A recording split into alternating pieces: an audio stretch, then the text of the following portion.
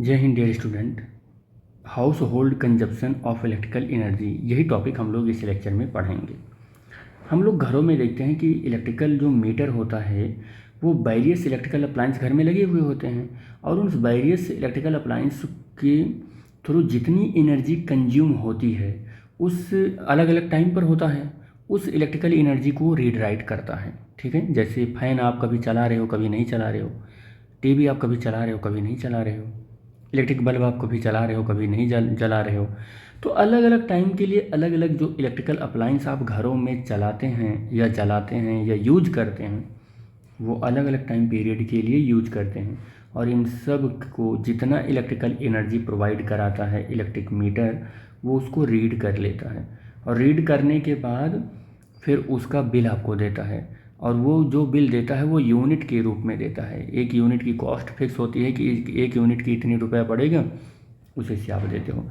Electric meter आपके घरों के बाहर जो होता है मेन बोर्ड के पास लगा हुआ होता है, just outside of the house लगा हुआ होता है, और इलेक्ट्रिकल एनर्जी जो भी यूनिट बनाता है वो किलोवाट मीटर में रहता है, किलोवाट आवर में रहता है, उसी एनर्जी को रीड राइट करता है। याद रखना, किलोवाट आवर जो मीटर होता है वो जितना कॉस्ट आपसे लेता है, जितना पैसा लेता है वो यूनिट के रूप में लेता है। ठीक है, मतलब अगर 1 किलोवाट आवर आपने खर्चा किया तो वो 1 यूनिट बिजली बन गई, 2 किलोवाट आवर आपने खर्चा किया 2 किलो यूनिट बन गई, और ये 1 यूनिट की पैसा फिक्स रहता है, 4 रुपये 6 रुपये 10 रुपये, उस हिसाब से आपको पेमेंट करना रहता है। ठीक है, आपको बता दें इलेक्ट्रिकल एनर्जी कैसे आप मेजर करोगे। तो इलेक्ट्रिकल एनर्जी हमने पहले ही बताया है कि इलेक्ट्रिकल एनर्जी आपको, अगर इलेक्ट्रिकल एनर्जी आपको मेजर करना है तो आपको एक ही सिंपल फार्मूला लगाना होगा, पावर का फार्मूला लगाना होगा और टाइम का फार्मूला लगाना होगा। लेकिन याद रहे पावर किस में होना चाहिए, तो पावर होना चाहिए किस में, किलोवाट आवर में होना चाहिए। पावर किस में होना चाहिए, किलोवाट में होना चाहिए। और टाइम किस में होना चाहिए, आवर में होना चाहिए। टाइम किस में होना चाहिए, टाइम होना चाहिए आवर में होना चाहिए, आवर में होना चाहिए। तो अब इसी को हम इलेक्ट्रिकल एनर्जी का एक यूनिट बोलेंगे। अब मान लेते हैं यहाँ पर कि पावर है अपने पास, क्या है, पावर है अपने पास, क्या है, पावर है अपने पास, लेकिन वो वाट में है। अगर वाट में पावर है तो फिर आपको क्या करना पड़ेगा, तो आपको ऐसे काम नहीं चलाना पड़ेगा, तब आपको थोड़ा सा यहाँ पर दिक्कत हो जाएगी। दिक्कत क्या हो जाएगी, मतलब एक मैथमेटिकल स्टेप है वो बढ़ जाएगा।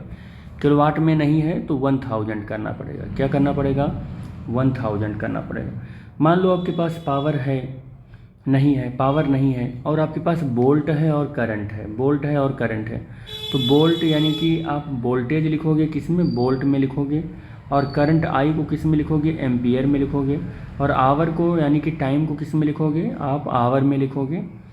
तो फिर आपको यहाँ पर जो करना पड़ेगा, यहाँ पर 1000 ऐसे। तो आप इन्हीं फार्मूले से आप इलेक्ट्रिकल एनर्जी को कैलकुलेट कर लेना, जहाँ पर जिस रूप में दिया गया होगा इलेक्ट्रिकल एनर्जी वहाँ पर आप इसको कैलकुलेट कर सकते हो। जहाँ पर पावर गिवन रहेगा और ये क्या नाम टाइम गिवन रहेगा, और तो यहाँ ये फार्मूला लगा देना। जहाँ पर पावर किलोवाट में और टाइम आवर में दिया रहेगा फार्मूला, आप ऐसे फार्मूले को लगाते रहना, और इस तरीके से आप अपने सॉल्यूशन तक पहुँचते चले जाएंगे। इस पर हम आपको कॉस्ट कैसे निकाला जाता है इलेक्ट्रिकल एनर्जी का ये भी आपको बता दे रहे हैं कि how to calculate cost of electrical energy. तो कॉस्ट ऑफ इलेक्ट्रिकल एनर्जी आपको अगर कैलकुलेट करना है, इलेक्ट्रिकल एनर्जी अगर आपको कैलकुलेट करना है तो आप क्या करना कि इलेक्ट्रिकल एनर्जी का कॉस्ट कैलकुलेट करने के लिए आप क्या करोगे, इलेक्ट्रिकल एनर्जी लिखो यहाँ पर, इलेक्ट्रिकल एनर्जी, लेकिन किस में होना चाहिए, किलोवाट आवर में होना चाहिए, ये इसमें लिखना। और cost per unit, cost per kilowatt hour लिखना होगा। ऐसे इसी से कैलकुलेट करना होगा। एग्जाम्पल से मैं आपको बता देता हूँ कि एग्जाम्पल से कैसे आप कैलकुलेट करोगे। जैसे कहें कि एक आपके पास इलेक्ट्रिकल ओवन है, क्या है आपके पास, एक इलेक्ट्रिकल ओवन है, इलेक्ट्रिकल ओवन है, और ये 3 किलोवाट एनर्जी लेता है कितने देर में, 2 घंटे के अंदर। 2 घंटे के अंदर ये इतना ले लेता है कि 3 किलोवाट, और एक दिन में क्या करता है, 2 घंटे चलता है तो 3 किलोवाट ऐसे एनर्जी ले लेता है, इतनी इलेक्ट्रिकल एनर्जी ले लेता है। ठीक है, अब एक बात बताना, कितनी इलेक्ट्रिकल इसकी, एक ओवन है 3 किलोवाट का है और 2 घंटे वो पर डे चलता है, तो इलेक्ट्रिकल एनर्जी कितनी हुई, बताओ इलेक्ट्रिकल एनर्जी कितनी हुई, तो इलेक्ट्रिकल एनर्जी इसकी हुई, पावर किस में होना चाहिए, किलोवाट में होना चाहिए, और टाइम किस में होना चाहिए, आवर में होना चाहिए। तो ये 3 हो जाएगा, 3 किलोवाट हो गया, और 2 आर हो गया, तो ये कितना हो जाएगा, 6 किलोवाट आर हो गया।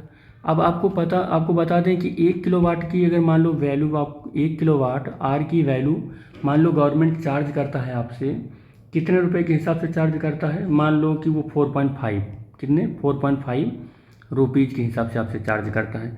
तो बताओ आपने 6 किलोवाट आवर चला दिया है, तो टोटल आपको कितना कॉस्ट ऑफ इलेक्ट्रिकल एनर्जी आएगा, बताइए। कॉस्ट ऑफ इलेक्ट्रिकल एनर्जी कितना आएगा, अब इलेक्ट्रिकल एनर्जी वो आ जाएगा 6 × 4.50, इतना आ जाएगा। अब इतना आप पैसा इसको क्या करो, जीरो हो जाएगा, जीरो हो जाएगा, और इतना रुपया आ जाएगा, ठीक है। ये कितना फिर से मल्टीप्लाई कर लो, 6 0 6 5 30, 0 3 और 6 और 27। एक दिन में आप कितना रुपया दे रहे हैं गवर्नमेंट को, 27 दे रहे हैं। और पूरा आपने एक महीना चला दिया, कितना चला दिया आपने, पूरा एक महीना चला दिया पर डे इसी हिसाब से। तो एक महीने में 30 दिन होते हैं, 30 डेज होते हैं, तो 30 × 27 हो जाएगा, 27 हो जाएगा। अब कितना हो जाएगा, जीरो हो जाएगा। कितना रुपये आपको देना पड़ेगा, 810 रुपये देना पड़ेगा पूरे महीने के हिसाब से। कुछ इस तरीके से ऐसे कैलकुलेट कर लेना होगा आपको, ठीक है। ऐसे ही आप इलेक्ट्रिकल एनर्जी कैलकुलेट करेंगे। आपको एक चीज़ और बता दें, अगर आपके घरों में बहुत सारे डिफरेंट इलेक्ट्रिकल अप्लाइंस हैं और उनका पावर P1 है, P2 है, P3 है, P4 है, डॉट डॉट डॉट, और सब पावर जितना भी है वो किलोवाट आवर में है, सबका पावर डिफरेंट ड्यूरेशन के लिए वो जल रहे हैं।